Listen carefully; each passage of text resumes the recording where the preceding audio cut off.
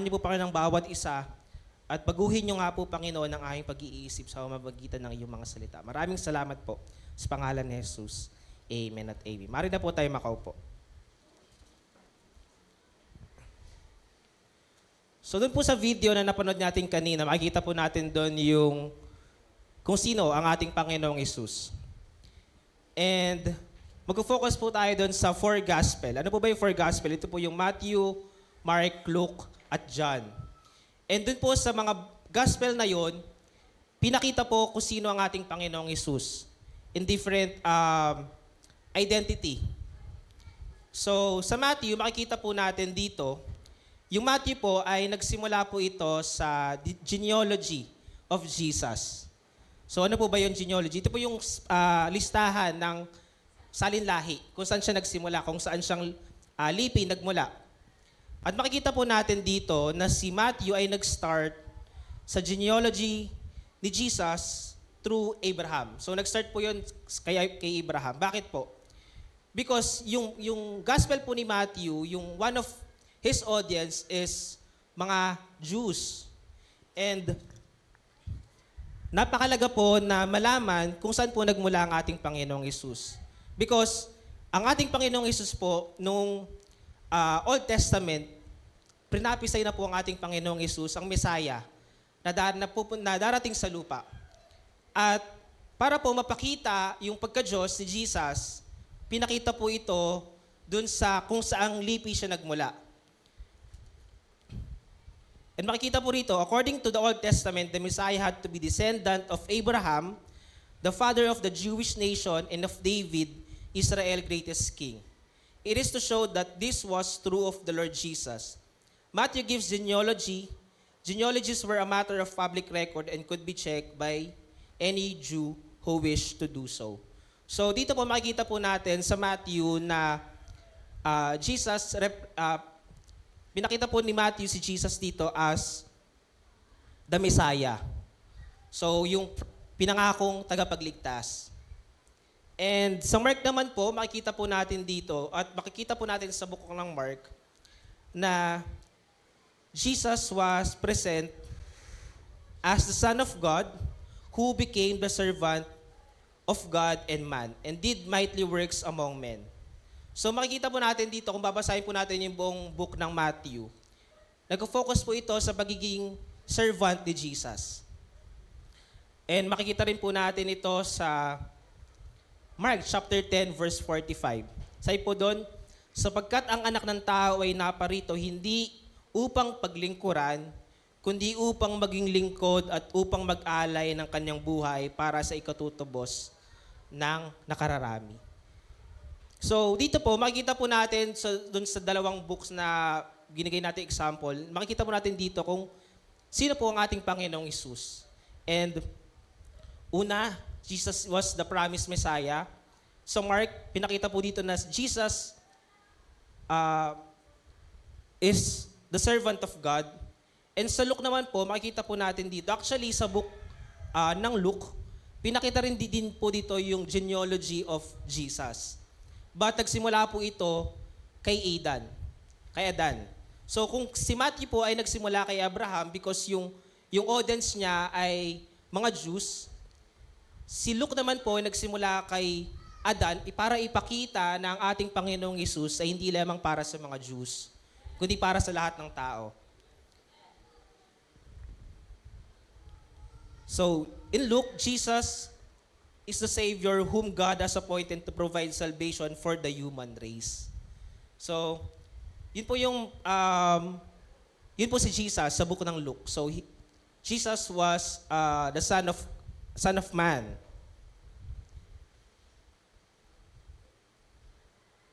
So, Matthew's purpose was to show that Jesus was the King of Israel. Luke show his relationship with the whole of mankind. And sa John, at dito po tayo magko-focus ngayong umaga. It starts with in the beginning. John chapter 1 verse 1.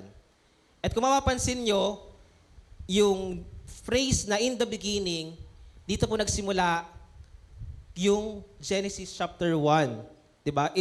Kung si Matthew, binalik niya yung genealogy ni Jesus through Abraham, si Luke kay Adan, si John po, pinapakita niya po dito na ang ating Panginoong Hesus ay eternal. So, yung first main point po natin ay that the eternal word, Jesus as God. So, bakit po napakahalagang pag-aralan po natin ang deity ni Jesus through the Gospel of John? Because sa Gospel of John, yung focus po nito at yung purpose po nito, di ba sabi po sa John chapter 20 verse 30 hanggang 31. So ito po yung purpose ni John kung bakit niya nasulat yung gospel na ito.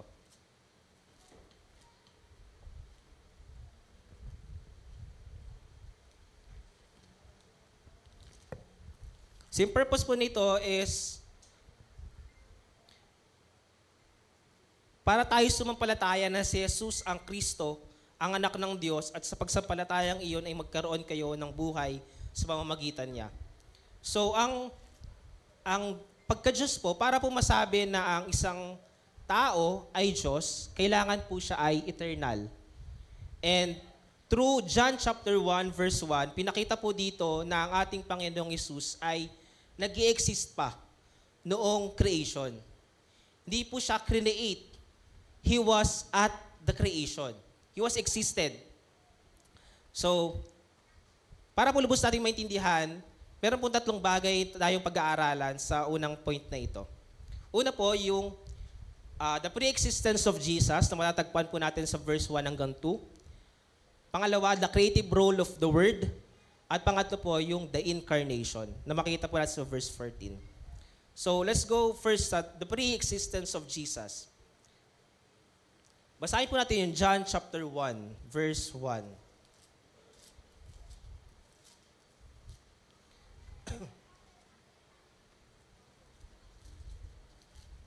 Sabi po rito, nang pasimula ay naroon na ang salita ay kasama ng Diyos, at ang salita ay Diyos.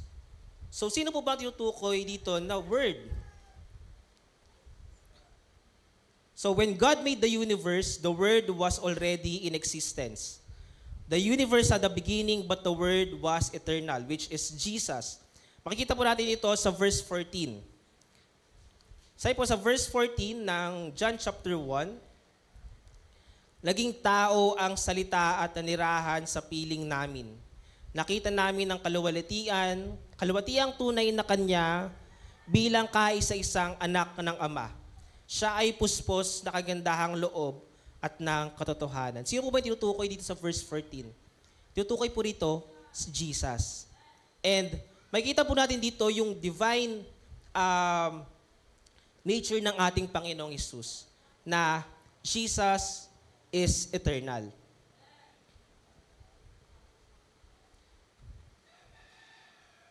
So, the word suggests communications and speech. So, the Lord Jesus is the full expression of the mind of God, the complete revelation of God's heart and God's nature.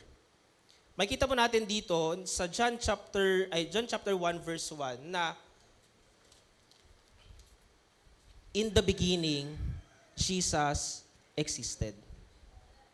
So, marami po tayong makakasalamuha at marami po tayong darating po yung point na magsasabi sa atin na ang Panginoon ay si Jesus ay hindi Panginoon. At napakalaga po na ang bagay na ito ay malaman po natin sapagkat nakadepende po itong bagay na ito, yung pagka-Diyos ni Jesus sa doctrine of our salvation and sa forgiveness of sin. Bakit po? Kasi kung di po tayo maniniwalang Diyos ang ating Panginoong Hesus, wala pong saysay yung salvation. Wala pong saysay yung pagkapako niya sa krus. Bakit po? Kasi kung di po siya Diyos, paano po niya papatawarin yung mga kasalanan natin? Paano po magkakaroon ng kaligtasan? So, ito po yung importance of knowing the deity of Jesus Christ.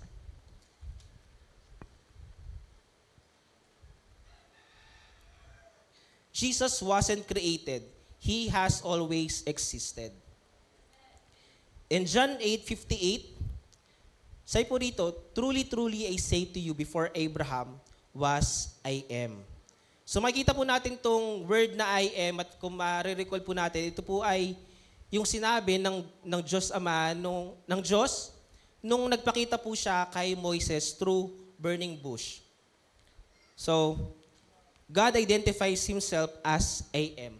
And Jesus says it in John chapter 8, verse 58. Before Abraham was, I am. So, makikita po natin na ang ating Panginoong Hesus ay eternal. And makikita rin po natin sabi po doon sa verse 3 ng John chapter 1,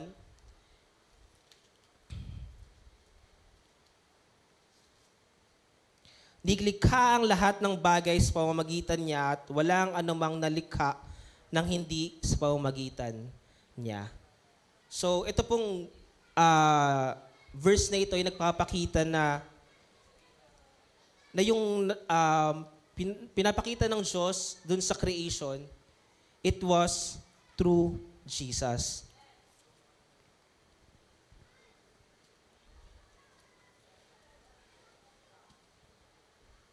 Jesus as the Word is the active agent in creation.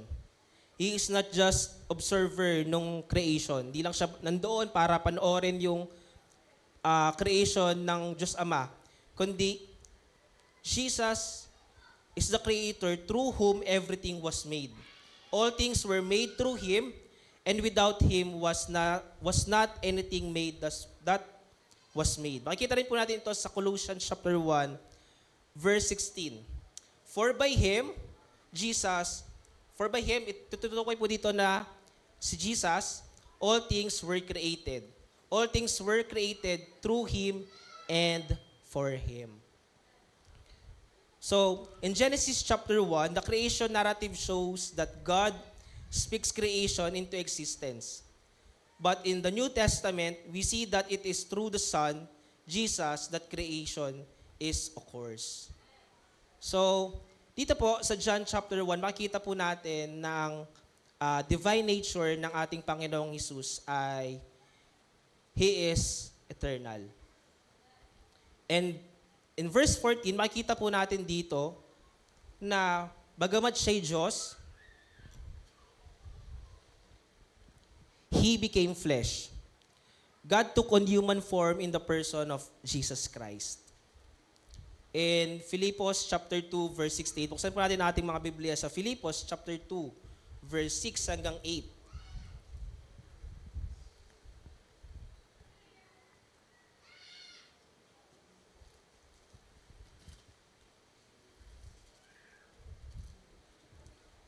Say po rito, kahit taglay niya ang kalikasan ng Diyos, hindi niya ipinagpilitang manatiling kapantay ng Diyos. Verse 7, sa halip, kusa niyang binitiwan ang pagiging kapantay ng Diyos at namuhay na isang alipin. Ipinanak siya bilang tao at nang siya'y maging tao, nagpakumbaba siya at naging masunurin hanggang kamatayan. Maging ito man ay kamatayan sa krus. So, makikita po natin dito na Jesus became flesh, or the Word became flesh, and it is Jesus Christ. So, makikita po natin dito na the birth of Jesus in Luke chapter 2 shows the Word becoming flesh. Jesus is fully divine and fully human, revealing God to humanity in a tangible way. Makikita po natin dito na ang ating Panginoong Hesus ay bilang siya'y eternal, bilang siya'y nag-exist bago pa man yung creation, He became flesh and He became the promised Messiah. So, it is for us na malaman po natin ng ating Panginoong Hesus ay eternal. So, the pre-existence and incarnation of Jesus reveal God's active involvement in the world from the very beginning. Jesus, as the eternal Word, is both Creator and Savior. As we understand His divinity, we see depth of God's love in becoming one of us. So through this John chapter 1 hanggang verse 14, makikita po natin dito yung level ng pagmamahal ng ating Panginoon para sa atin. Na kahit siya'y nag-exist nung unang panahon, siya'y naging tao para ipakita yung pagmamahal niya para sa atin. And second one, na nagpapakita ng pagka-Diyos ng ating Panginoong Hesus, ay makikita po natin sa John chapter 8, verse 58. So, ito po yung the great I am, Jesus' divine identity. Makikita po natin sa Old Testament, laging sinasabi, pag nagpapakilala ang Panginoon, laging sinasabi, ako'y si ako nga. In English, I am. So, Jesus reveals His divine identity with this statement. Buksan po natin ating Biblia sa John chapter 8, verse 58 para lubusan po nating maunawaan.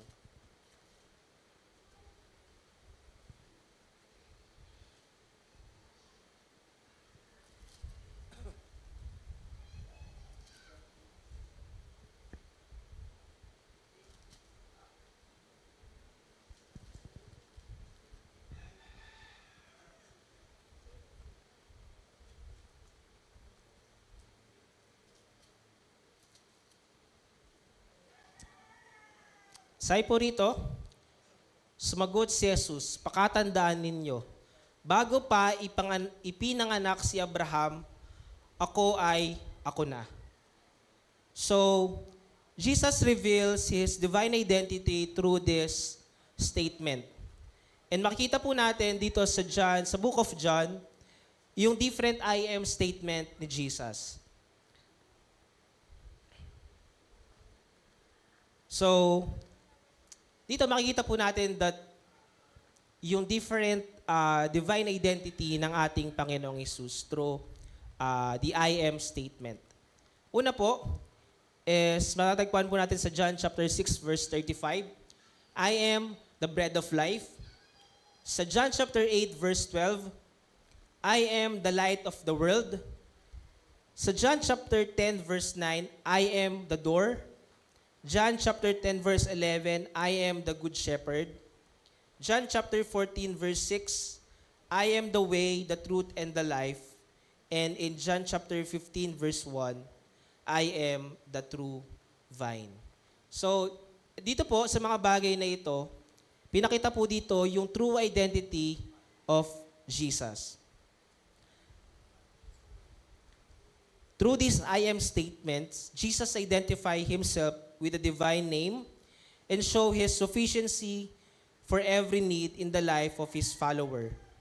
He revealed His divine authority and ability to meet every human need. At ang ating Panginoon lamang po ang makakagawa na ito.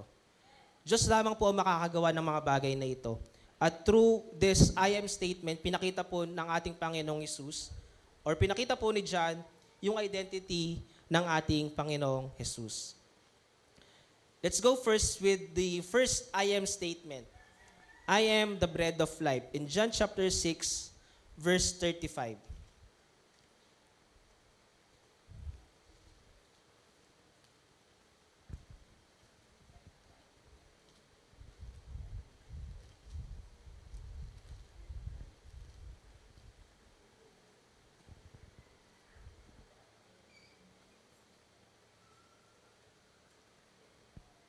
Say po rito, sinabi ni Jesus, ako ang tinapay ng buhay.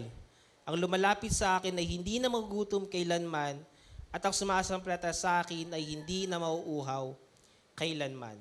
So, Jesus as the bread of life is similar to Exodus chapter 16. God provides manna to Israel in the wilderness, but Jesus offered Himself as the true bread that satisfies eternally. So, nakikita po natin dun sa Old Testament na para ang mga Israelite ay makasurvive dun sa wilderness, ang ating Panginoon po ay nagbigay sa kanila ng mana. So, ito po yung nag-provide sa kanila ng pagkain through wilderness. Pero in New Testament, Jesus offers Himself as the bread. Bilang tinapay, sabi dito, ako ang tinapay ng buhay.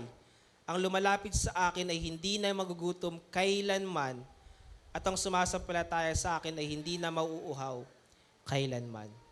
So, Jesus as the bread of life. Pangalawa po, na I am statement ni Jesus is matatagpuan po natin sa John chapter 8 verse 12.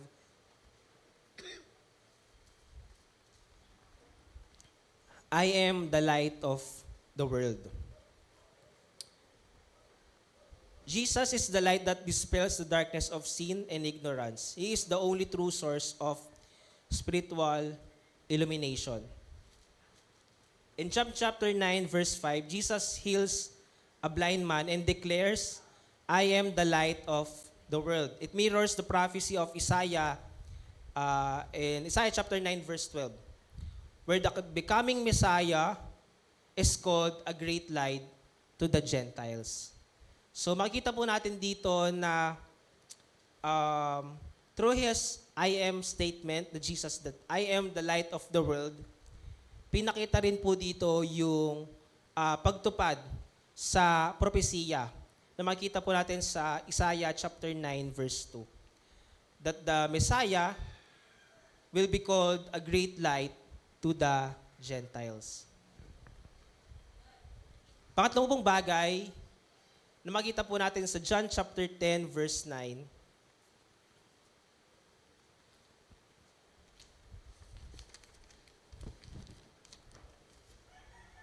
I am the door. So pinakita po dito in John chapter 10 verse 7, I am the door of the sheep. It is emphasized that Jesus' exclusive role in offering salvation. Jesus is the only way to enter into the safety of God's fold.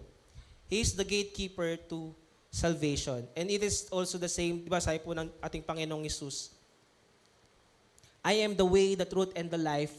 No one comes to the Father except through me.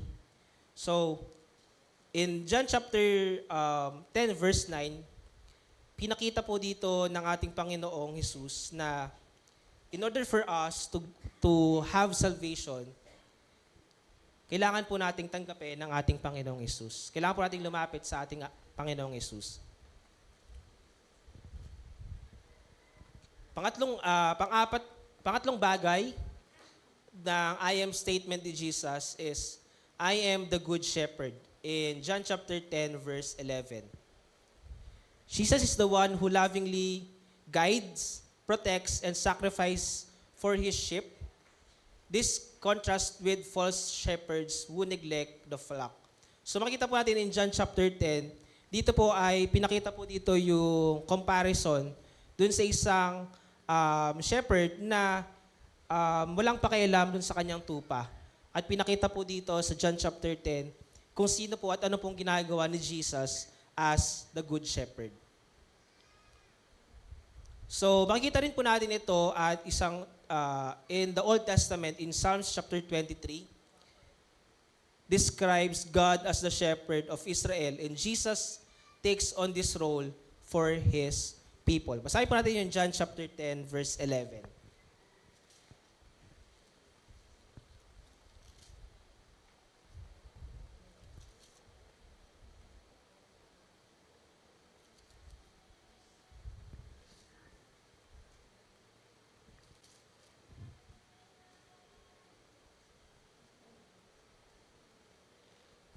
Say po rito, ako ang mabuting pastol.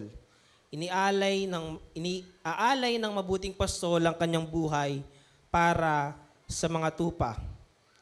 So, ang mabuting pastol po ay ginagawa niya po ay kapag merong panganib or merong mga lobo na umaaligid sa flock ng mga sheep, tinataboy niya po ito. So, hindi lang basta tinataboy, kundi yung buhay niya yung nakasalalay. Because kasi yung mga lobo, ito po yung, wala silang sinasanto. Kumbaga, ang gusto lang nila ay makakain. And pinakita po dito sa John chapter 11, kung ano po yung kayang gawin ng ating Panginoong Hesus para po tayo protektahan. So, in John chapter 10 verse 11, pinakita po dito that Jesus is the good shepherd. And number 4, na makikita po natin sa John chapter 14 verse 6, I am the way, the truth, and the life. Jesus is the exclusive path to salvation, the embodiment of truth, and the giver of eternal life. In Acts chapter 4, verse 12, Peter boldly declares that there is no other name under heaven by which you must be saved, pointing to Jesus as the only way. In John chapter 14, verse 6, sabi po rito ng ating Panginoong Hesus,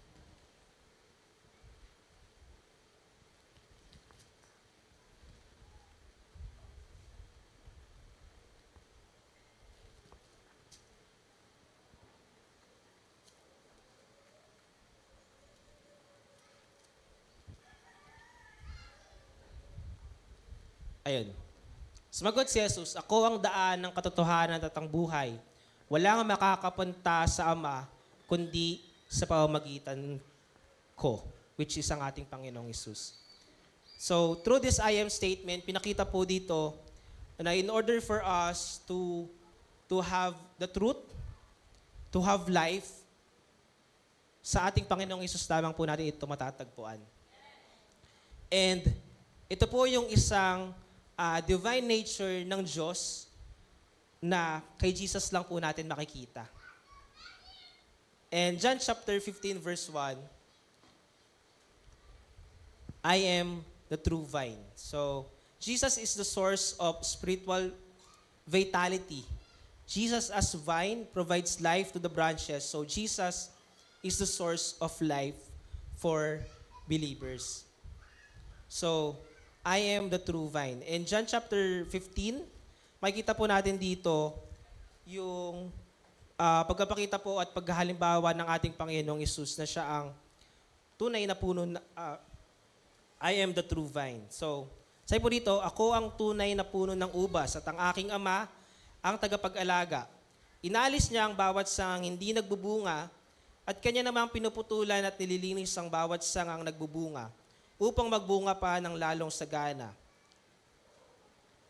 Nalinis na kayo sa pamamagitan ng salitang sinabi ko sa inyo. Verse 4, manatili kayo sa akin at mananatili din ako sa inyo. Hindi magbubunga ang sangang hindi na natili sa puno. Gayun din naman, hindi kayo magbubunga kung hindi kayo nananatili sa akin. So as Jesus as true vine, He is the source of life.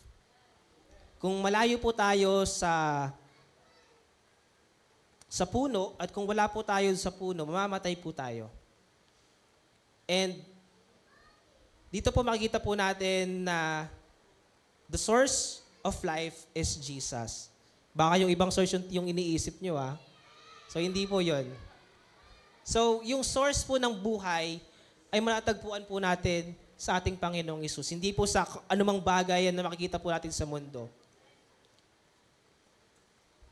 Ito po ay matatagpuan lang man po natin sa ating Panginoong Hesus. So, makita po natin dito sa I am statement ni Jesus, His true identity. And this I am statement reveals that Jesus is sufficient para sa ating buhay. In every needs of our lives, Jesus is the only source. And Jesus, kumbaga, sapat na ang ating Panginoong Hesus sa ating buhay. And this I am statement is not just a title or not just an identity of Jesus. This I am statement is also a divine authority. Buksan po natin ang ating Biblia sa John chapter 18, verse 5 hanggang 6. Dito po sa John chapter 18, ang story po nito ay ito po yung pagdakip sa ating Panginoong Hesus. So, in John chapter 18 verse 5 hanggang 6, si Jesus na taga Nazaret, sagot nila at sinabi niya, "Ako iyon." Si Judas na nagkanulo sa kanya ay karap nila noon. Nang sabihin ni Jesus na ako iyon, napaurong sila at bumagsak sa lupa. So, the power of His word causes them to fall back, showing that His identity as I am is not just a claim of identity, but also divine authority. So, dito po, pinapakita po ng ating Panginoong Hesus yung kanyang pagka-Diyos through the statement, I am. And makita po natin ito na ito po rin ay ginamit nung ang Diyos ay nagpakita kay Abraham doon sa burning bush. And each of these I am statements underscore Jesus' divinity and sufficiency for every spiritual need. He is the bread, Jesus is the light, the shepherd, the way, Jesus is the truth and the vine. Each fulfilling role only God can. So wala pong sino mang tao ang makakagawa nito, ang ating Panginoong Hesus lamang po. At ang Diyos lamang po ang makakagawa nito. At ito po yung nagpapakita ng ating Panginoong Hesus ay Diyos. So, in John chapter 2 verse 1 hanggang 11, and in John chapter 6 verse 1 hanggang 14, and John chapter 11 verse 38 to 44, pinapakita naman po dito na the one of deity of Jesus is Jesus' divine power. He is the miracle worker. So makikita po natin dito in John na actually onti lang yung yung pinakitang himala through this gospel. Unlike dun sa other gospel na puro pagpagaling ng ating Panginoong Hesus at yung mga ministry ng ating Panginoong Hesus yung pinakita. Like the book of Mark.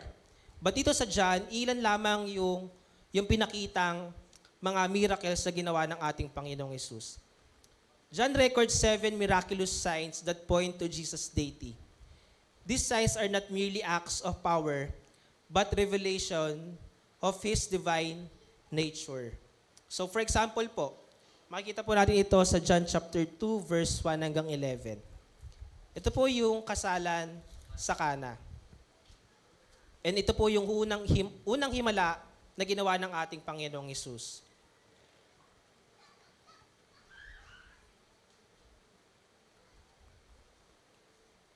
Sabi po rito, nang ikatlong araw, may kasalan sa Kana sa Galilea at naroon ang ina ni Jesus. Si Jesus at ang kanyang mga alagad ay inaanyayahan din sa kasalan. Naubos ang alak. Kahit sinabi ng ina ni Jesus sa kanya, "Anak, wala na silang alak." Sinabi ni Jesus, "Ipaubaya na lang po ninyo ito sa akin, ginang. Hindi pa ito ang aking tamang oras." Verse 5. Sinabi ng kanyang ina sa mga naglilingkod, "Gawin ninyo ang anumang sabihin niya sa inyo." May 6 na banga doon at ang bawat isa ay naglalaman ng 20 hanggang 30 galon. Ang mga ito ay nakalaan para sa paghuhugas ayon sa ritual ng mga Hudyo. Sinabi ni Jesus sa mga tumutulong doon, "Punuin ninyo ng tubig ang mga banga." At pinunungan nila ang mga banga na halos mag-umapaw. Verse 8. Pagkatapos sinabi niya, "Kumuha kayo ng kaunti at dalhin ninyo sa namamahala ng handaan." Dinalhan nga nila ang namamahala at tinikman nito ang tubig na naging alak. Hindi niya alam kung saan nanggaling iyon, subalit alam ng mga sumalok ng tubig, kaya tinawag niya ang lalaking kinasal. At sinabi, "Ang masarap na alak ay unang inihahain kapag marami nang nainom ang mga tao. Saka inihahain ang mababang uri. Ngunit sa huli, ninyo inilabas ang masarap na alak." So, dito po, hindi lang basta ginawa ni Jesus na alak yung tubig, kundi special. Di ba? Sabi po dito, ang masarap na alak ay unang inihahain. kapag marami nang nainom ang mga tao, saka inihahain ng mababang uri. Ngunit sa huli ninyo, inilabas ang masarap na alak. So, ito po yung first miracle na ginawa ni Jesus. And this miracle show His divine power. The first miracle is more than just about helping a family in need. It is a sign that Jesus, as divine Son of God, has authority over nature. So wala pong makakagawa ng bagay na iyon, kundi ang ating Panginoong Hesus lamang. Siguro may nakagawa ng alak, pero through process. Merong ginagawa na process, yung ubas, pina-ferment para maging alak. But Jesus turned water into wine. So, pangalawa naman po, na miracle na ginawa ng ating Panginoong Hesus, matatagpuan po natin sa John chapter 6, verse 1 hanggang 14. Feeding the 5,000. So, this story is, ano po sa atin kumbaga, aware na po tayo sa story na ito. And this story reveals His ability to provide abundantly. Kasi nung pinagpira-piraso ni Jesus yung mga tinapay, yung 5,000 po na ito, sinabi po ito, 5,000 na mga lalaki. So, hindi naman po lahat yun lalaki. Meron bata, meron mga babae. So, nung sinabi po yun, at kung makikita po natin sa John chapter 6, marami pa pong natira dun sa mga tinapay at sa mga isda. And it shows that Jesus' divine power, His ability to provide abundantly. Ang ating Panginoong Hesus, pag nagbigay ng biyaya, sobra-sobra. So, it is only Jesus that can do this miracle. At yung pangutlo naman po is John chapter 11 verse 38 to 44. At makikita po natin dito yung pagbuhay kay Lazaro. This is a powerful sign that Jesus has power over death itself. Raising Lazarus from the dead is a preview of Jesus' own resurrection and the promise of eternal life for all believers. So dito po, pinapakita po yung divine power ng ating Panginoong Hesus over death. Na maging si Lazaro na patay na, nagawang buhayin ng ating Panginoong Hesus. And His promise sa kanyang mga maniniwala sa Kanya, the promise of eternal life for all the believers. So, in John chapter 20, verse 31, balik po tayo dun sa ating main text. Each miracle is a signpost pointing to Jesus' identity as the Son of God. And Jesus is inviting us to believe in Him. So, because, sabi po sa John chapter 20, verse 31, ngunit ang mga nakasulat dito ay sinulat upang kayo'y sumampalataya na si Jesus ang Kristo, ang anak ng Diyos, at ang pagsampalatayang iyon ay magkakaroon kayo ng buhay sa pamamagitan niya.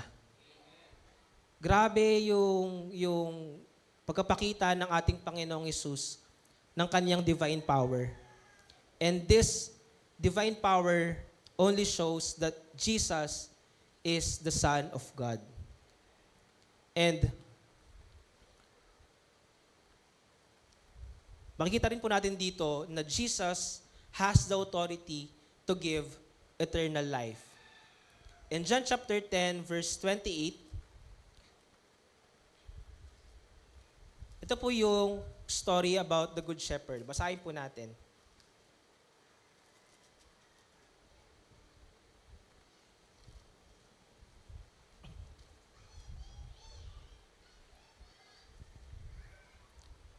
Sabi po dito, start po tayo sa verse 22. Taglamig na noon at kasalukuyan pinagdiriwang sa Jerusalem ang pista ng pagkatalaga ng templo. Habang naglalakad si Jesus sa templo, sa portiko ni Solomon, pinaligiran siya ng mga Hudyo at sinabi sa kanya, hanggang kailan mo kami paghihintayin? Kung ikaw nga ang Kristo, sabihin Sabihin mo na ng maliwanag. Verse 25, sinabi ni Jesus, sinabi ko na sa inyo, ngunit ayaw niyong maniwala. Ang mga ginagawa ko sa pangalan ng aking Ama ay nagpapatotoo tungkol sa akin. Ngunit ayaw ninyong maniwala sapagkat hindi kayo kabilang sa aking mga tupa. Verse 27, nakikinig sa akin ang aking mga tupa, nakikilala ko sila at sumusunod sila sa akin. Binibigyan ko sila ng buhay na walang hanggan. Kailanman hindi sila mapapahamak at hindi sila maagaw sa akin ninuman. So Jesus has the authority to give eternal life. And makikita po natin ito through John chapter 10, verse 28. Sa iba ng ating Panginoong Hesus, binibigyan ko sila ng buhay na walang hanggan. So, in John chapter 28, Jesus as the Good Shepherd promised to give eternal life to His followers. His care and protection ensured that His sheep are secure forever. Yung pangako po ng ating Panginoong Hesus ay hindi lang siya limited ng oras. Na kapag nangako ang Panginoong Hesus, o anak, yung pag-iingat ko sa iyo hanggang ngayong araw lang. Tapos bukas, i-redeem mo na lang or kailangan ng voucher. Hindi ganon eh. Walang expiration yung pangako ng ating Panginoong Hesus. Sabi naman, binibigyan ko sila ng buhay na walang hanggan. At kailanman, hindi sila mapapahamak at hindi sila maaagaw sa akin ninuman. So, dito pinapakita ng ating Panginoong Hesus has the authority to give eternal life. And hindi lang eternal life yung binigay sa atin ng ating Panginoon, kundi protection. Pero, mangyayari lamang ito doon sa mga tupa. Sabi doon, nakikinig sa akin ang aking mga tupa. Nakikilala ko sila at sumusunod sila sa akin. So, mangyayari lang po ito kung tunay po tayong sumusunod sa ating Panginoong Hesus. So, sabi ko nga po kanina, napakahalaga na malaman po natin yung pagka-Diyos ng ating Panginoong Hesus. Sapagkat dun sa bagay na ito, dun sa katotohanan na ito, makikita po natin dito, or mabibuild po dito, yung pananampalataya po natin sa ating Panginoong Hesus. Because wala pong tao na nagtiwala sa hindi naman niya kilala eh. And Jesus reveals Himself to us bilang Diyos na nagbibigay ng walang hanggang buhay. And pangalawa, Jesus' exclusive claim to salvation in John chapter 14, verse 6. Sabi dito, ako ang daan ng katotohanan at ang buhay. Walang makakapunta sa Ama, kundi sa pamamagitan ko. Sa pamamagitan lamang po ng ating Panginoong Hesus. So, Jesus is clear that He alone is the way to God. The exclusivity may be difficult to accept, but it is the foundation of Christian faith. Ito po yung pinaniniwalaan po natin. Na through Jesus, we receive salvation. And through Jesus, we receive and we are freely to enter the kingdom of God. And in 1 Timothy chapter 2 verse 5, His unity with the Father makes Him the only mediator between God and humanity. At dito papasok yung susunod nating pag-aaralan, that Jesus as the divine Son of God. And ito po yung pinaka-purpose ng book ng Gospel of John is to show that Jesus is the Son of God. In John chapter 10, verse 30,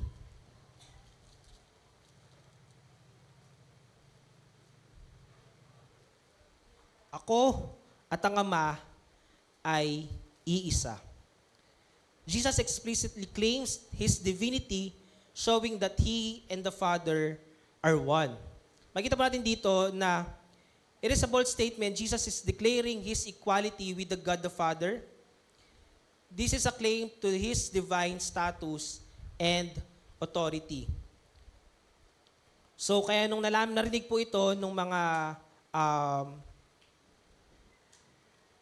religious leader, ang ginawa po nila ay handa nilang batuhin ang ating Panginoon. Sabi dito, ako ang at Ama ay iisa. Verse 31, muling dumampot ng bato ang mga Hudyo upang batuhin si Jesus. Sapagkat nung time po nila, napakalaking kabastusan or parang nahihintulutulad, itapat ng tao yung sarili niya sa Diyos. It is blasphemy. But Jesus boldly claims, ako at ang Ama ay iisa.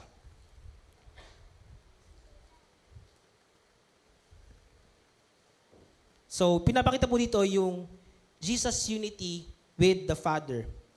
Pangalawa naman po na nagkapakita na Jesus is the Son, as the divine Son of God, sa John chapter 14, verse 9 hanggang 11. So, ito po yung the Father's presence in Jesus. In John chapter 14, verse 9,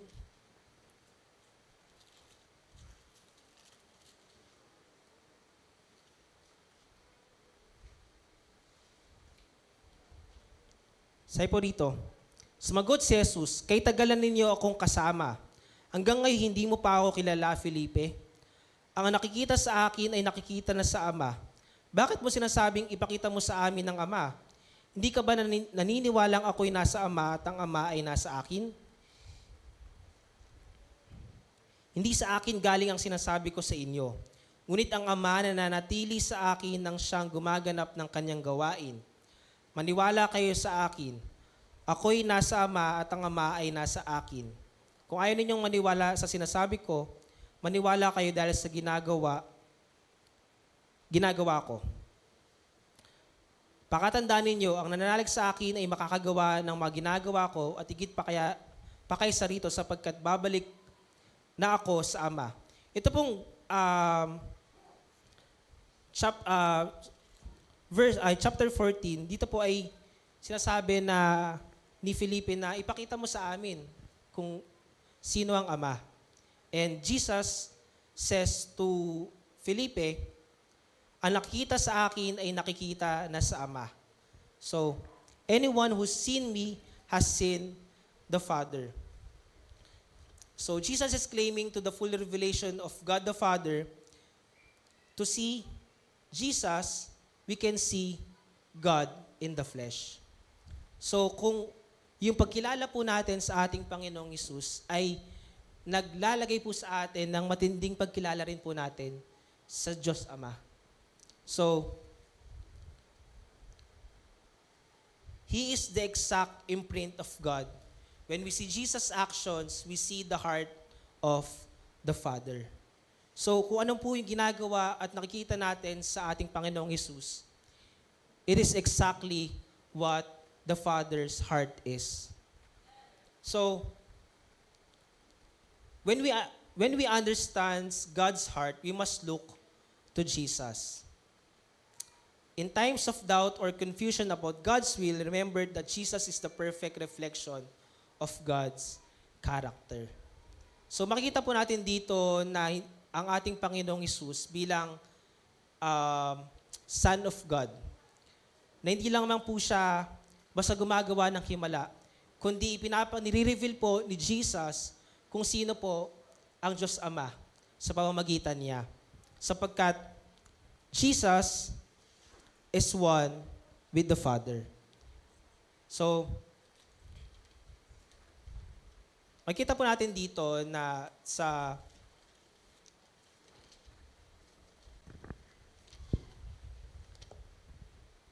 part na ito, in John chapter 10, verse 30,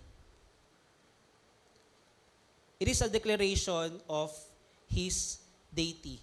So dito po, pinapakita po yung declaration ng pagka-Diyos at pinaka-importante po itong bagay na ito. Sapagkat dito po, pinapakita kung sino po ang ating Panginoong Hesus. So, the word one emphasizes unity in essence, nature, and purpose. Jesus is not saying that He and the Father are the same person. but rather that they are share the same divine nature and are perfectly united in will and action. So, nung sinabi po ng ating Panginoong Isus na siya at ang Ama ay iisa, hindi niya po pinapakita rito na iisa sila totally. But Jesus emphasized the unity in essence, nature, and purpose of Jesus and the Father. This statement comes in the context Jesus teaching about his role as God the Shepherd in John chapter 10 verse 11 and verse 14. So, Jesus divine authority, Jesus unity with the Father means that his word and action carry the full authority of God. When he forgives sins, heals the sick, or raises the dead, he is acting as God. So, through these things na ginagawa ng ating Panginoong Hesus, pinapakita po niya dito yung pagka-Diyos niya at yung will ng kaniyang Ama. And John chapter 14 verse 9,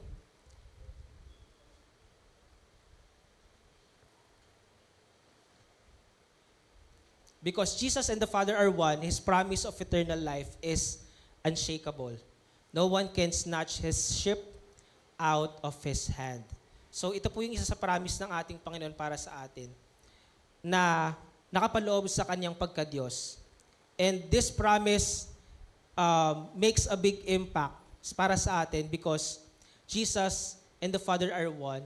His promise of eternal life is unshakable. So, in John chapter 14, verse 9, so this statement is part of Jesus' farewell discourse to his disciples. Philip had asked Jesus, Lord, show us the Father and that will be enough for us. But Jesus says, anyone who has seen me has seen the Father.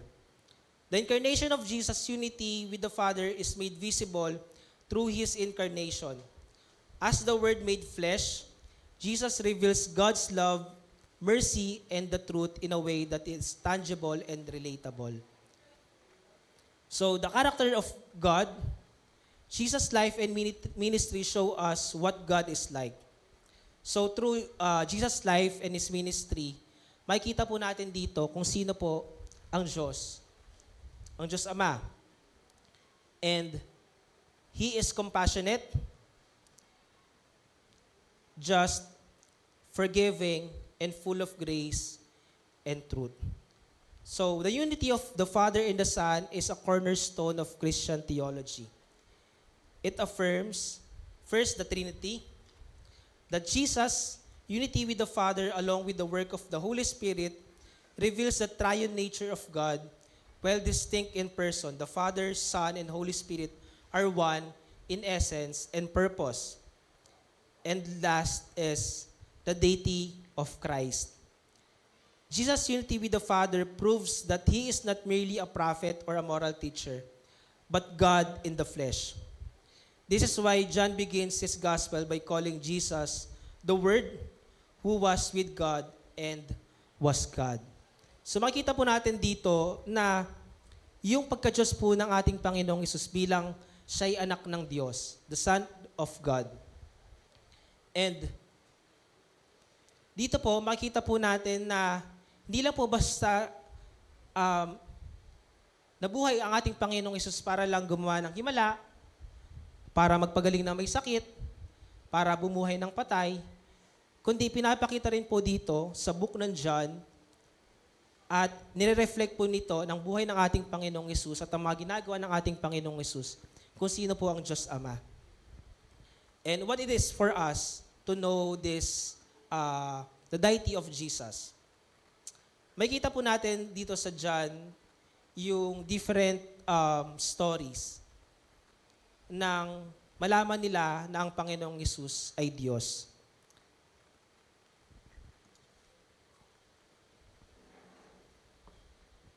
So first is yung Samaritan woman in John chapter 4. yung yung blind man sa John chapter 9 and si Thomas sa John chapter 20 verse 28. Sabi ni Thomas, ito pong story na to, ito po yung ayaw maniwala ni Thomas na ang ating Panginoong Hesus ay nabuhay. Sabi niya, maniniwala lamang siya na buhay ang Panginoong Hesus kapag yung daliri niya na ipasok niya dun sa butas sa kamay ni Jesus, dun sa pinagpakuan. And when Thomas see Jesus, sabi ni Thomas, Thomas confessed, "My Lord and my God."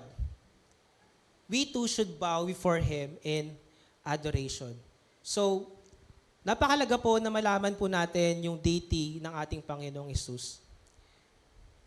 It is essential for our salvation. Because if we will not di natin paniniwalaan na ang ating Panginoong Hesus ay Diyos, yung salvation na tinanggap natin ay walang kabuluhan. And believing in Jesus' deity is not optional. It is essential for us, believers of Jesus. Bakit po? In John chapter 20, verse 30 hanggang 31. Pwede pa nating ipakita, Kuya Dave. John chapter 20, verse 30 hanggang 31.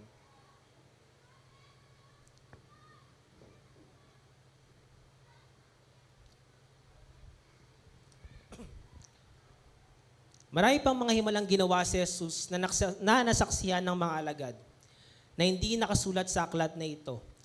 Ngunit ang mga nakasulat dito ay sinulat upang kayo'y sumampalataya na si Jesus ang Kristo, ang anak ng Diyos, at sa pagsampalatayang iyon ay magkaroon kayo ng buhay sa pamamagitan niya.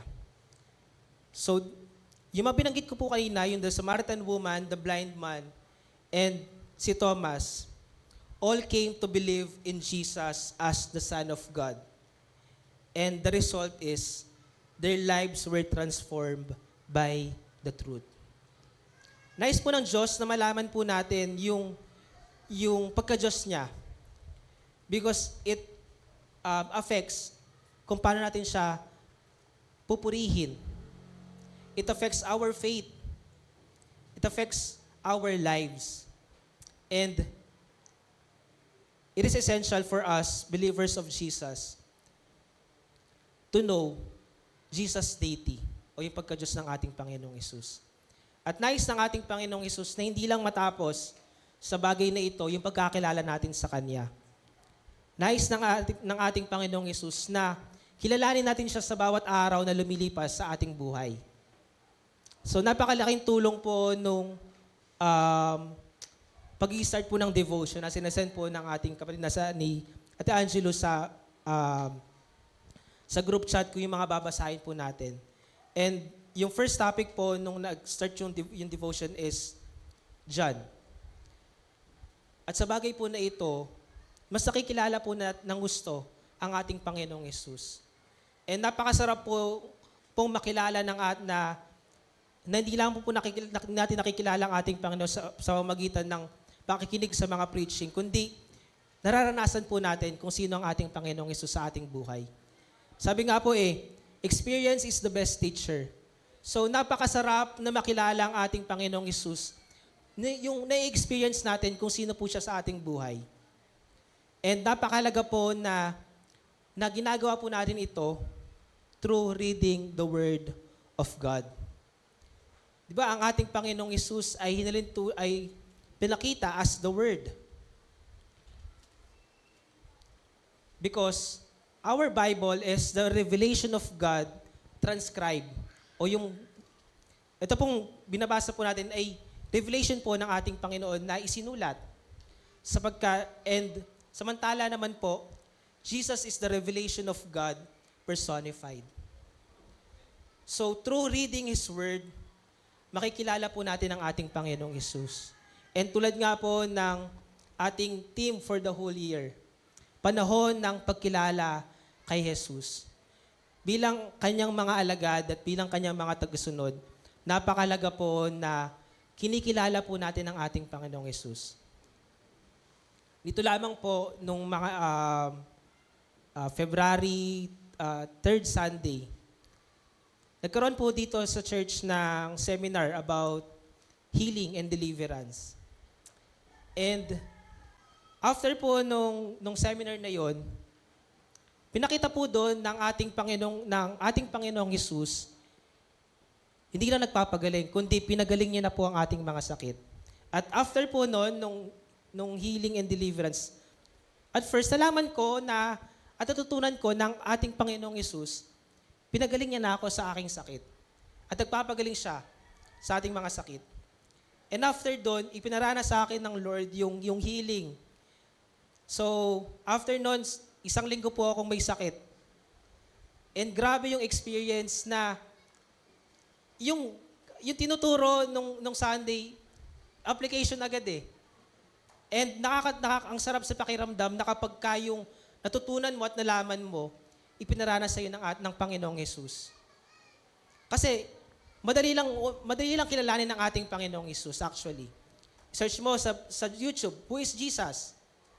Makikilala mo ang ating Panginoong Hesus. And through yung pinanood natin kanina, different titles of Jesus, nalalaman natin. Pero yung ma-experience natin yung pagkapakilala ni Jesus through our life, it has a big impact. So, this deity of Jesus is hindi lang para malaman natin yung pagka-Diyos niya, kundi upang magkaroon tayo ng malalim pa na paghangad kung sino si Jesus sa ating buhay. Napaka-importante po na kilalanin natin ang ating Panginoong Hesus. Sapagkat hindi lang po siya basta Savior, hindi lang po siya basta Diyos, kundi siya rin po ay nagbabago ng buhay. Let's challenge ourselves sa mga susunod pa na araw na hanapin natin ang ating Panginoong Hesus through His Word. Maging excited po tayo na kilalanin pa ang ating Panginoong Hesus.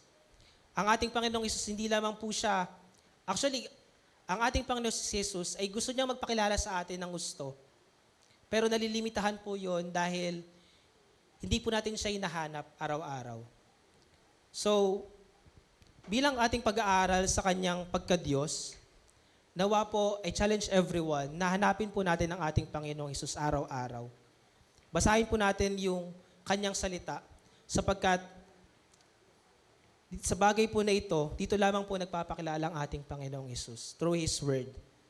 And Jesus wants for us to experience kung sino po siya sa ating buhay. At napakasarap po na maramdaman at napakasarap po na maranasan na yung binabasa lang po natin na ang Diyos ay nagpagaling, ang Diyos ay nagpo-protect, napakasarap po na maranasan po natin ito in first hand. And Jesus wants us to experience those things.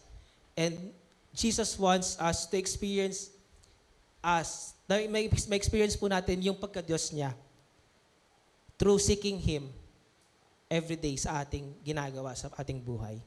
So nawa po na hindi lamang po matapos sa oras po na ito yung pagkakilala natin sa ating Panginoong Hesus. Hindi lamang po malimitahan yung pagkakilala natin sa ating Panginoong Hesus sa Book of John, kundi hayaan po natin yung ating mga sarili na siyasatin po natin ang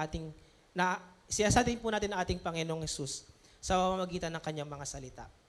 So tayo po ay manalangin. O Diyos na makapangyarihan sa lahat, Diyos na tapat at hindi nagbabago, maraming salamat po sa pagkakataon na ito na malaman po namin ang iyong pagka-Diyos. Maraming salamat po, Panginoon, sapagkat pinaunawa niyo po sa amin kung sino ka po ba talaga sa aming buhay.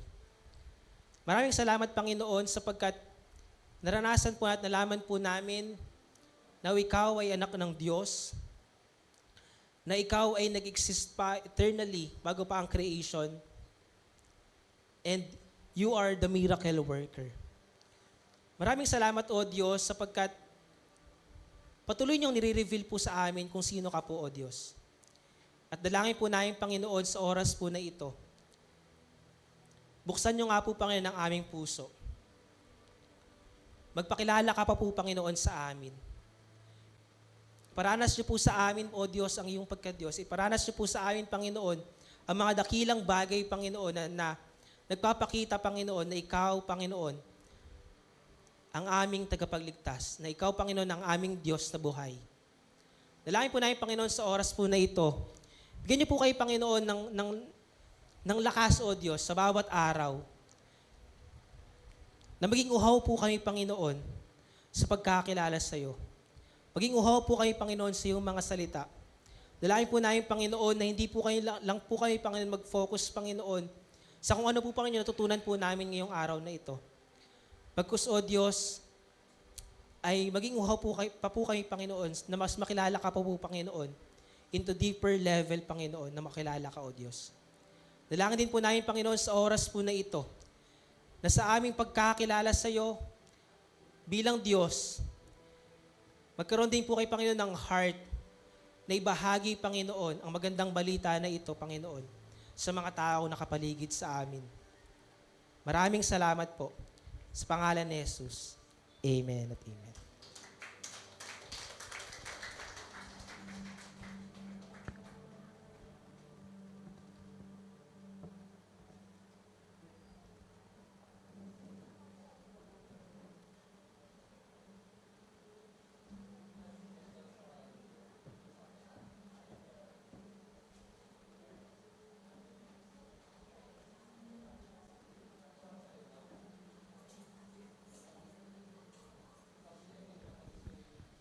Hello, sound. Amen. Salamat po sa Panginoon.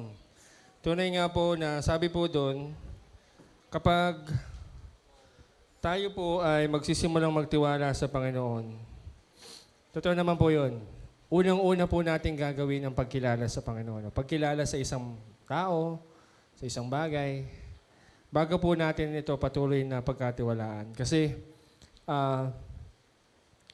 mahirap kapag hindi natin alam kung ano yung pinagkakatiwalaan natin. Maaaring masayang yung oras, yung panahon, pero hindi po ito katulad ng mga ganung bagay. Iba po yung pagkakilala po natin o yung pagkakakilala po natin sa Panginoon.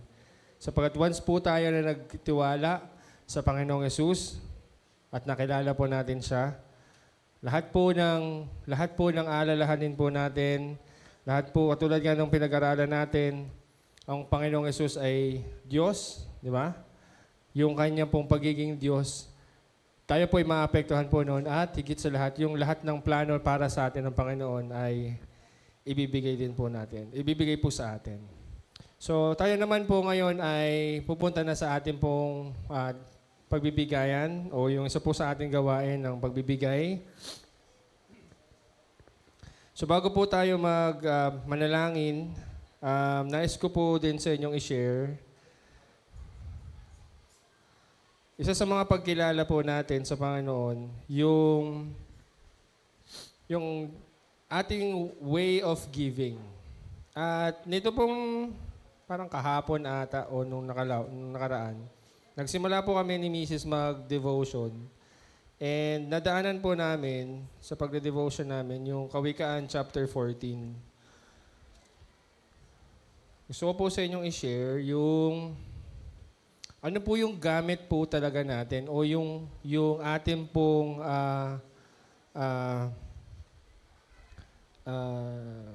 layunin dito sa church. Hindi lang po tayo pumupunta, no?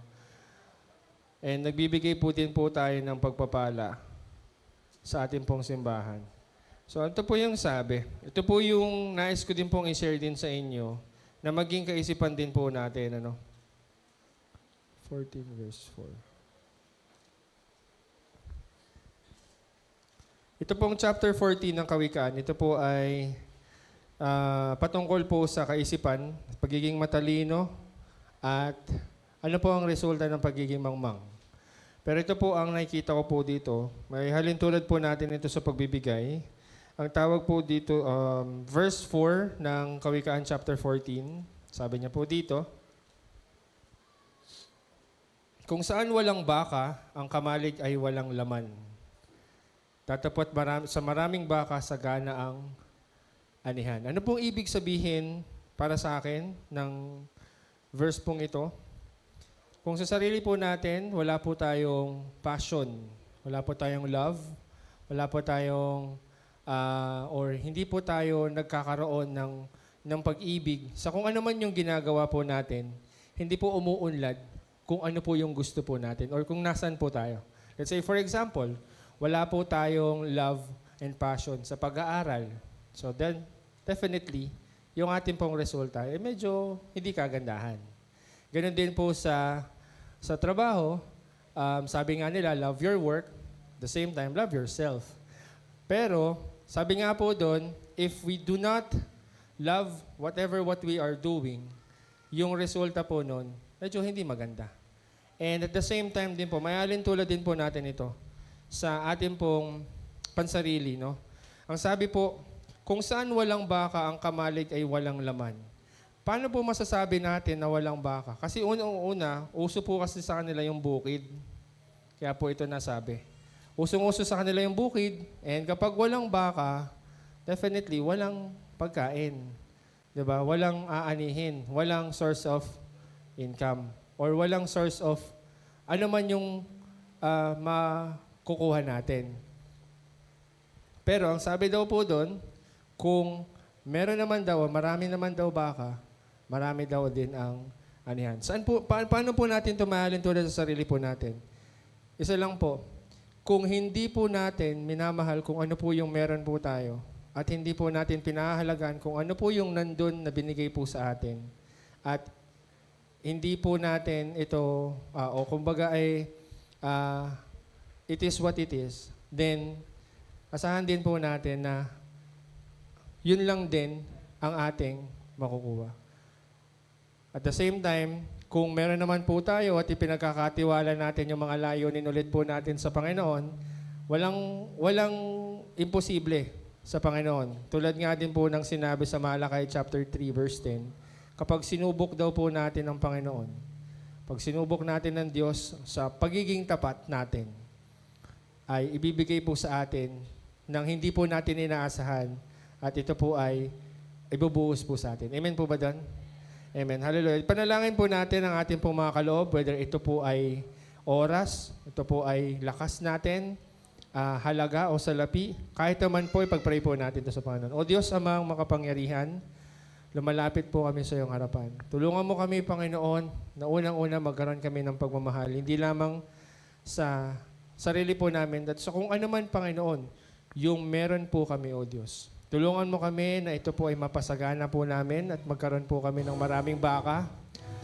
At ikaw po, Panginoon, ang patuloy na magpala sa bawat isa.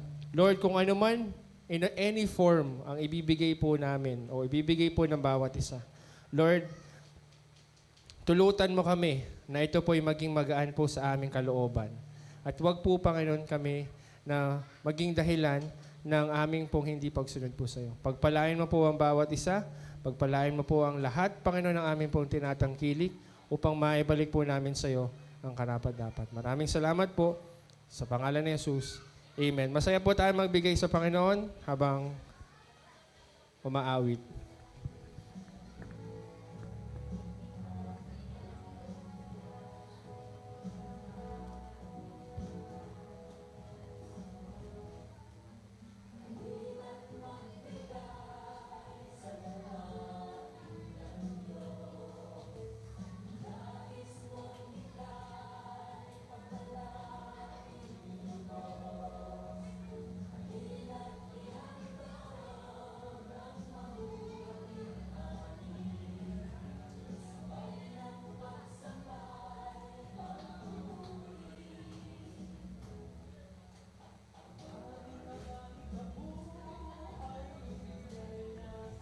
Hello?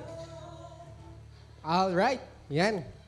Palakpakan natin ang ating Panginoon sapagkat nalaman natin kung sino siya sa ating buhay at napakarami nun. Kaya nating isa-isahin? Sige nga.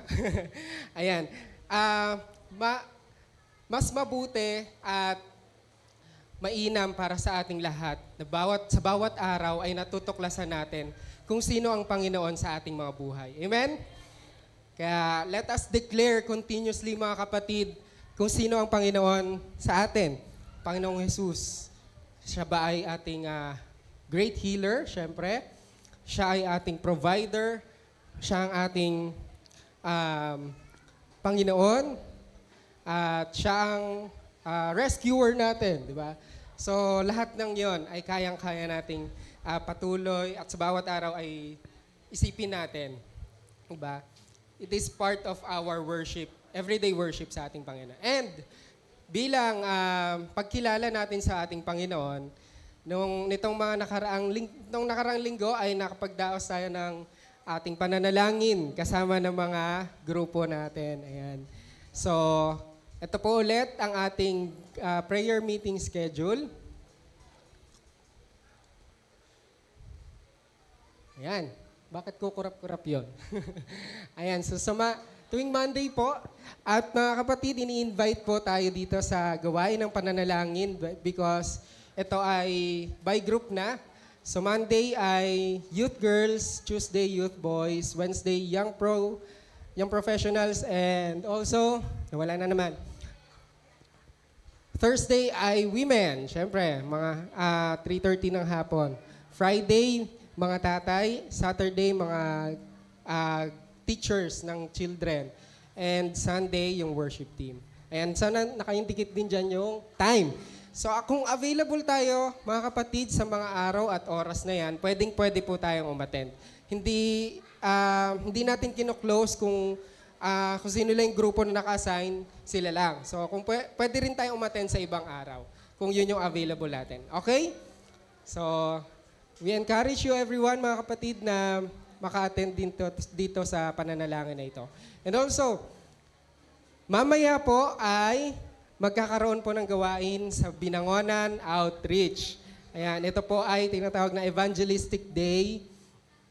So, ito po yung isa sa pinimessage natin sa group chats natin, yung Pray for Our Outreaches. Yung unang slide po, Kuya Dave. Ayan. So, mamaya na po dahil March 16 ngayon, so Binangonan Outreach tayo. And then March 29, sa darating po na next Saturday ay sa Talim Island. Ayan, excited na yung mga pupunta ng Talim Island, mag-iisla sila. Sasakay sila ng bangka. Sinong gusto sumama? May island hopping daw, sabi ni Pastor. Sino gusto sumama? Sakay tayo ng bangka.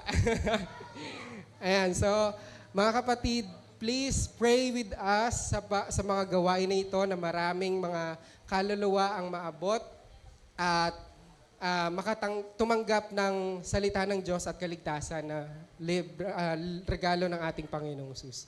Okay, so ipanalangin po natin ito, nabuksan ang kanilang mga puso. Lalo na rin mamaya po sa Binangonan Outreach.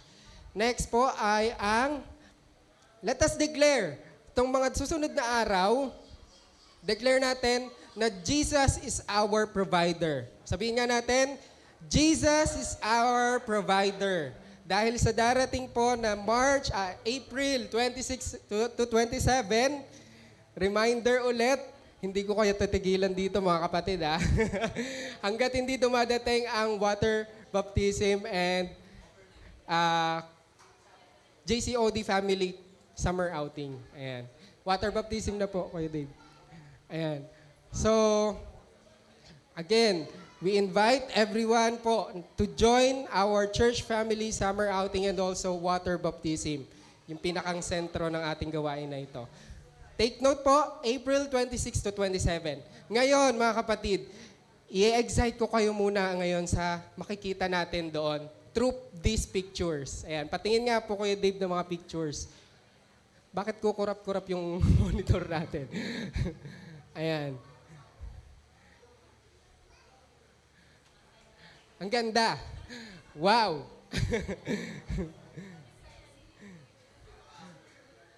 Next. Yung mga pictures nung venue natin. Ayun may swimming pool, syempre. Yan yung di mawawala. May malawak na field.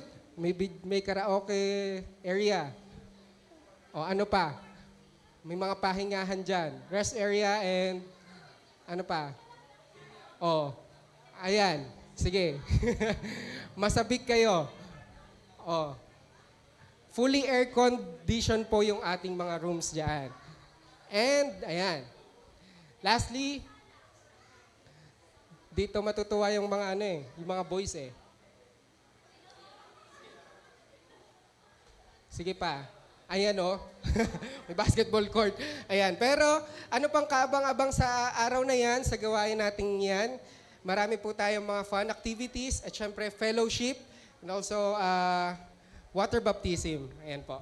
So, sino ang sure na makakasama? Taas po ang kamay. April 26 to 27. Ito po ay Sabado hanggang Linggo. Ayan. So sa lahat po na nagtaas ng kamay, magpalista na po tayo mamaya kay Ate Loren kasi nagtatampo na si Ate Loren, walang nagpapalista sa kanya. Nagtatampo na siya kasi 4 pa lang nagpapalista. Sabi niya, JB, 4 pa lang nagpapalista. So sige po ate, pipilitin na natin mamaya. Lahat ng gusto na pong sure na makakasama na sa April 26 at 27 ay magpalista na po tayo. Ayan. Okay, lastly, palakpakan po natin ang ating Diyos dahil meron po tayong bagang kasama sa araw na ito, sa linggong ito. Ayan. Palakpakan po natin ang Diyos sa buhay po ni Kuya Jimmy. Ayan, nasa dulo po. Hello po, Kuya Jimmy. Welcome po sa JCOD. Ayan. Wala pong nag-invite kay Kuya Jimmy. Nakita niya lang daw po itong church. Ayan. So, praise God po sa buhay niyo po, Kuya Jimmy. At yun lamang po, tayo pong lahat ay magpuri ulit sa Panginoon. Ibalik ang lahat ng ating pasasalamat. Tayo pong tumayong lahat.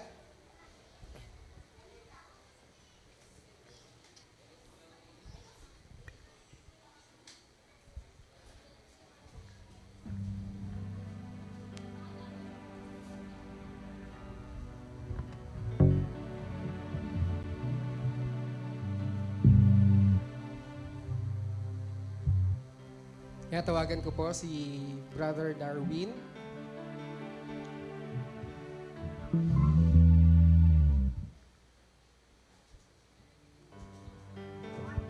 Amen. Hallelujah.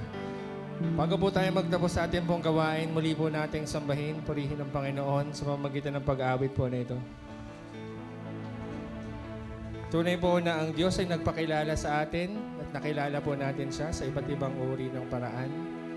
Bilang salita na naging kasama ng salita, naroon na ang salita ng una pa at naging tao. Ito ang purpose po ng Panginoon, kaya po siya pumunta dito ay hindi para lang magbakasyon. But the purpose is for us to love us the most. Para po ihandog yung buhay po niya para sa atin. Hallelujah. Awitin po natin itong awit na ito. Sa'yo magpupuri, sa'yo ay sasamba, O Diyos, dakila ka. Sa'yo ay aawit, sa'yo ay aawit, sa'yo ay sasayaw, pagkat mahal kita. Hallelujah.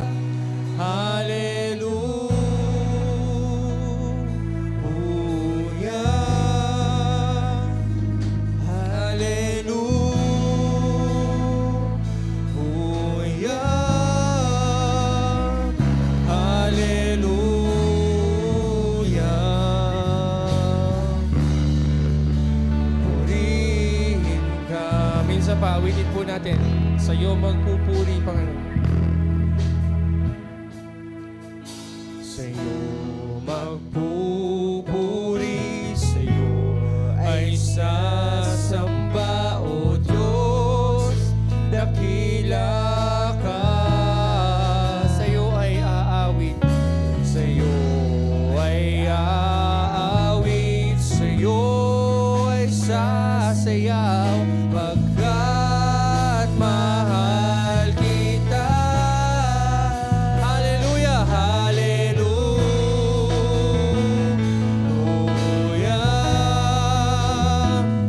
hallelujah,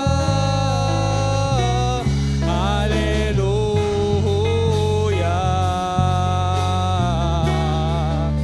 Purihin ka.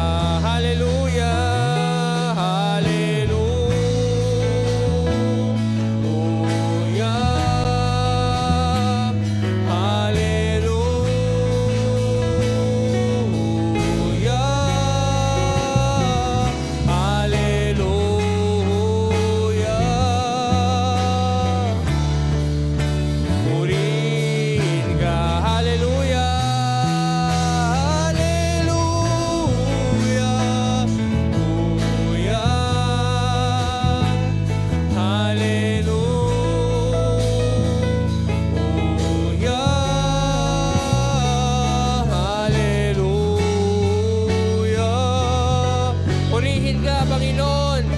Purihin ka, purihin ka. Purihin ka, purihin ka. Purihin ka, purihin ka, Panginoon. Purihin ka. Hayaan ko po si Pastor. Sa salita ng Panginoon sa aklat ng Titus chapter 2 verse 11, sapagkat nagpakita ang biyaya ng Diyos na nagdadala ng kaligtasan sa lahat ng tao. Ito po'y ang Panginoong Jesucristo. Siya ang nagtuturo sa atin na matapos nating itakwil ang kasamaan at mga makamundong pagnanasa ay dapat naman tayong mamuhay ng may katinuan. Amen po ba? Matuwid at banal sa kasalukuyang panahon habang hinihintay natin ang mapalad na pag-asa at ang pagpapakita ng kaluwalhatian ng ating dakilang Diyos at tagapagligtas na si Jesucristo. Again, dakilang Diyos at tagapagligtas na si Jesucristo. Siya ang nagbigay ng kanyang sarili alang-alang sa atin upang tayo'y matubos niya sa lahat ng mga kasamaan at pakalinisin para sa kanyang sarili ang sambayanang pag-aari niya na masigasig sa mabubuting gawa. Taas po natin ating kamay sa Panginoon sa oras na ito. Mga mahal kong kapatid, tanggapin po ninyo ang lahat ng pagpapala ng ating Ama na nagmamahal sa atin. Lahat ng mabubuting bagay sa Kanya nagmula. Siya ang ating Ama sa langit na nagmamahal sa atin ng lubos. Tanggapin natin lahat ng pagpapala na inilaan niya para sa atin. Gayon din, ang lahat ng pagpapala at pakinabang sa pagkamatay ng Panginoong Hesus doon sa krus ng Kalbaryo, ito'y hindi niya ginawa ng walang pakinabang. Ito'y ginawa niya sa ating kabubuti. Tanggapin na